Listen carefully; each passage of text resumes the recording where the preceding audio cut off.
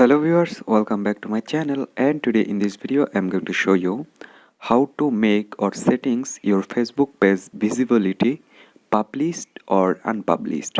It's pretty easy and simple. So let's get started our video. First of all, launch on your Facebook application and then go to top right side 3-line menu bar option. And then finally here you can see this is your Facebook page. If you don't find here, just scroll down and you get page option.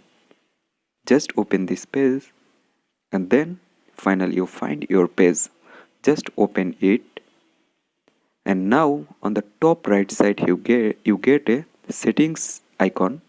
Just tap on this settings icon and then you go to general option. Here you can see general. Just open it. And now scroll down and here you can see page visibility.